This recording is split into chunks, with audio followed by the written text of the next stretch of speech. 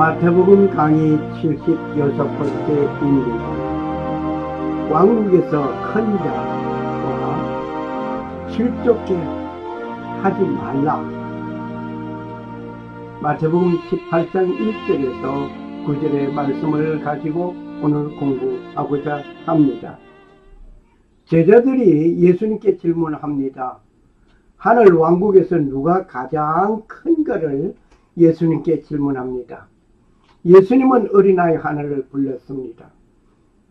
어린아이 같이 되지 아니하면 하늘의 왕국에 들어가지 못한다라고 말씀하십니다. 그리고 실족하게 하는 자에 대하여 말씀하십니다.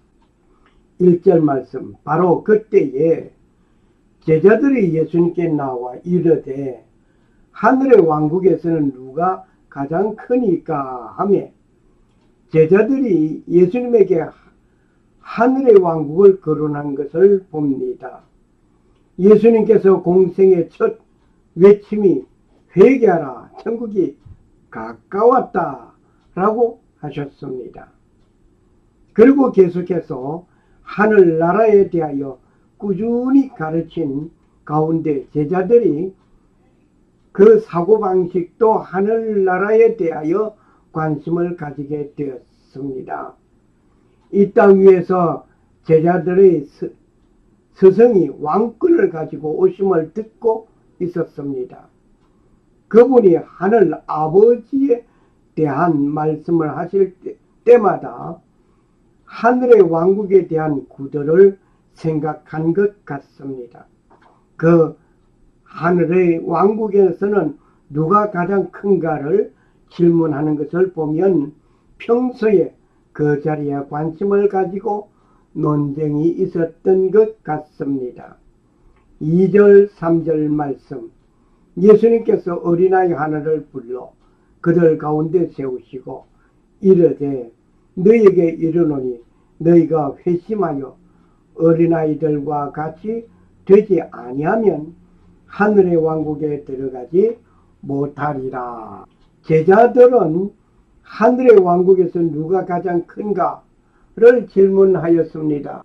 그런데 예수님은 천국에 입성할 수 있는 자격부터 말씀하셨습니다. 어린아이들을 가운데 세우셨습니다. 회심하여 어린아이들과 같이 되지 아니하면 하늘의 왕국에 들어가지 못한다라고 말씀하셨습니다. 하늘의 왕국에 입성하는데 먼저 회개해야 한다 말입니다. 침례 요한의 외침에도 회개하라, 천국이 가까웠다. 마태복음 3장 2절 말씀, 그리고 예수님께서도 회개하라, 천국이 가까웠다 라고 외쳤습니다. 예수님의 제자들도 회개하라 라고 외쳤습니다. 마태복음 6장 12절. 천국을 눈앞에 놓고 있는 우리에게 회개하는 일이 있어야 한다 말입니다. 그리고 어린 아이와 같이 되라고 하십니다. 요즘 어린이는 어린이같이 보이지 않는 모습이 있기도 합니다. 하지만 어린이는 때묻지 않은 깨끗한 마음이라는 것을 부인할 수 없습니다. 깨끗한 백지에 무엇을 그리면 그때 그려져 나갑니다. 이와 같이 깨끗하고 순수한 마음에 세상의 각종 못된 것들이 그려지기 전에 예수님의 마음을 그려 놓아야 하는 것입니다. 제자들은 하늘의 왕국에서 높은 자리에 앉기를 온 생각을 가지고 있지만 예수님은 그 하늘의 왕국에 입성할 수 있는 기초를 말씀하셨습니다. 4절 말씀, 그러므로 누구든지 이 어린아이처럼 자기를 낮추는 자 곧 그가 하늘의 왕국에서 가장 큰 자니라. 다른 말을 한다면 겸손한 자가 하늘의 왕국에서 받는 보장된 자리라고 볼 수 있습니다. 그러므로 하나님의 능하신 손 아래서 겸손하라. 때가 되면 너희를 높이시리라. 베드로전서 5장 6절 말씀입니다. 계속되는 말씀에 우리는 큰 위로가 됩니다. 염려할 일들이 많은 사람에게 말씀하십니다. 겸손하려고 하니 저 사람 앞에서 비굴해지는 것 같고 바로 서러운 일같이 보여집니다. 그러므로 앞으로 예수 믿는 자에게 임하게 될 환난까지 생각하면 염려되는 일이 너무나 많습니다. 너의 염려를 다 주께 맡기라. 이는 그가 너희를 돌보심이라. 베드로전서 5장 7절 말씀입니다. 내가 염려한다고 해서 아니 될 일들이 성사되고 오늘의 불시련이 사라지지 않습니다. 그러나 우리의 구세주 대신 예수님께 맡겨버리십시오. 그분이 해결하도록 말입니다. 그분의 도움이 내 삶의 지팡이가 되도록 맡기십시오. 지금도 그분의 여러분의 삶을 주관하고 계십니다. 그분이 삶을 주관하도록 그분께 맡기십시오. 내일 또는 다음 시간은 늦었습니다. 지금 이 순간 그분께 맡기시기를 소원합니다. 5절 말씀, 또 누구든지 내 이름으로 이런 어린아이 하나를 받아들이는 자는 나를 받아들이느니라. 예수님께서 이르시되 어린아이들을 용납하고 내게 오는 것을 금하지 말라. 천국이 이런 사람의 것이니라. 마태복음 19장 14절 말씀입니다. 예수님께서 보시고 노하시어 이르시되 어린아이들이 내게 오는 것을 용납하고 금하지 말라. 하나님의 나라가 이런 자의 것이니라. 곧 마가복음 10장 14절에 말씀하셨습니다. 누가복음 18장 16절에서도 이와 같은 말씀이 있습니다. 어린아이들은 잠시도 가만히 있지 못합니다. 활동력이 강합니다. 어른들의 대화에 주의 깊게 듣지 못합니다. 오히려 주의를 산만하게 합니다. 조용하고 가만히 있으라. 주의를 시키면 곧잘 따라하지만 오래 가지 못합니다. 그렇지만 예수님은 이러한 어린 아이들이 주님께 오는 것을 금하지 말라고 하십니다. 왜냐하면 하나님의 왕국이 어린아이들이 것이라고 하셨기 때문입니다. 어린아이 같은 심정으로 하나님의 말씀을 받아 기록하는 깨끗한 겸손한 자가 되어야 할 것입니다. 6절 말씀, 그러나 누구든지 나를 믿는 이 작은 자들 중에 하나를 실족하게 하면 차라리 연자 맷돌을 목에 매달고 바다 깊은 곳에 빠지는 것이 그에게 더 나으니라. 이 말씀을 주의 깊게 읽으셔야 합니다. 예수님을 믿는 어린아이들 중에 실족하게 한다면 어떻게 하는 것이 나은가를 말씀하고 계십니다. 연자 맷돌을 목에 매달고 바다 깊은 곳에 빠지는 것이 그에게 나으니라고 하셨는데 누구의 목에 연자 맷돌을 매달게 하느냐입니다. 실족시키는 것보다 자신이 연자 맷돌을 메고 자살하는 것이 실족시키는 것보다 낫다는 것으로 들리기 쉽습니다. 곧 바로 말을 한다면 실족시키는 것보다 연자 맷돌을 메어 수장시켜 죽이는 것이 낫다는 것입니다. 실족하게 되면 예수 믿는 믿음을 잃게 되니 영원한 지옥 백성을 만드는 것입니다. 세상의 살인자가 될 것입니다. 육신의 살인자가 될 것입니다.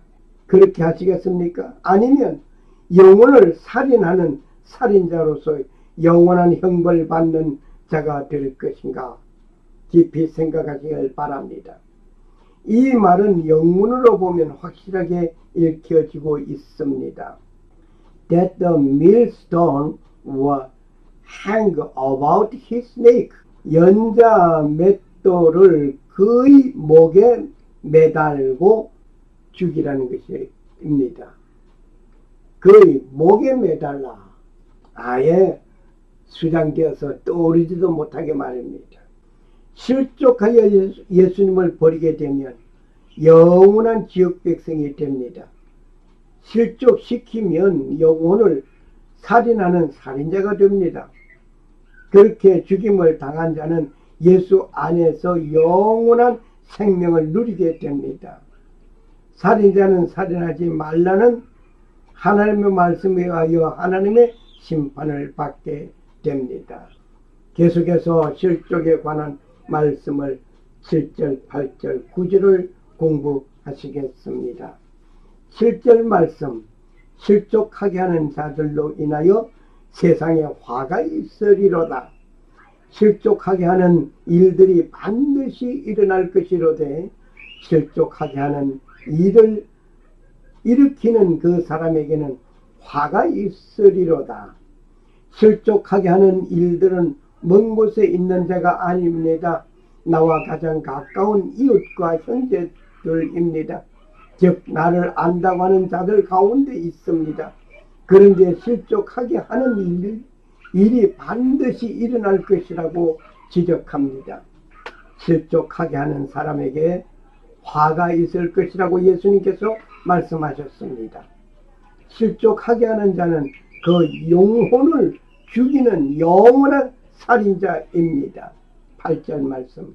그러므로 만일 내 손이나 발이 너를 실족하게 하거든 그것을 찍어 내게서 내버리라.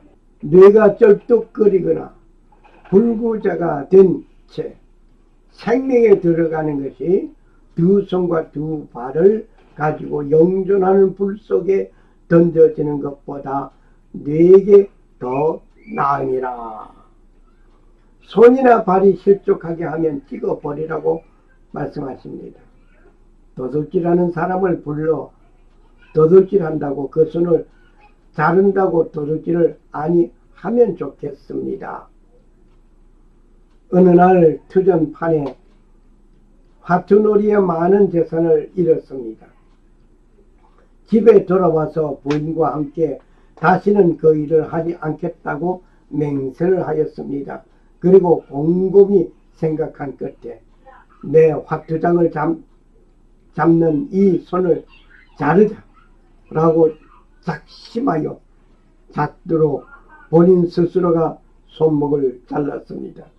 그리고 어느 날 그 노름판에 가지 않던 사람이 늦은 밤에도 집에 오지 않는 남편을 찾아간 곳이 그 노름방에서 찾았습니다. 역시 그곳에서 노름을 하는 것이었습니다. 자세히 보니 손가락이 없으니 몽당연필 같은 손목으로 화투장을 뒤집는 것이었습니다. 만일 노름방을 향하여 가는 발을 자른다고 노름방에 아니 갈 것 같습니까? 분명히 갈 것은 두말할 여지가 없습니다.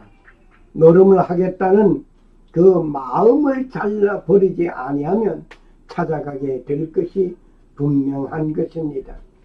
손이나 발이 실족하게 하면 그 손이나 발을 잘라버리라고 예수님께서 말씀하셨습니다. 역시 실족하게 하는 그 근본을 잘라버리라는 것입니다. 실족하게 하는 것을 가지고는 천성에 입성할 수 없습니다. 실족하는 사람을 받아들이지 아니하는 곳은 살아계신 하나님 아버지의 왕국입니다. 9절 말씀. 만일 내 눈이 너를 실족하게 하거든 그것을 빼어 네게서 내버리라. 네가 한 눈으로 생명에 들어가는 것이 두 눈을 가지고 지옥불에 던져지는 것보다 네게 더 나으니라. 8절의 말씀과 같은 뜻으로 보셔야 할 것 같습니다. 실족하게 하는 근본을 잘라버리고 떼어내어 버리라는 일이 되어야 할 것입니다. 죄를 짓는다고 어떤 물리적 죄로는 그 죄를 다시 범하게 되는 것입니다. 그 죄를 지을 수 있는 근본을 제거해야 할 것입니다. 그 일을 위하여 성령님의 도움을 받아야 할 것입니다. 찬송가 188장이 생각납니다. 무한하신 주 성령, 우리 얻은 성품에 생명빛을 주소서. 보혜사시여. 무한하신 성령이여, 우리 얻은 성품에 생명빛을 주소서. 보혜사시여.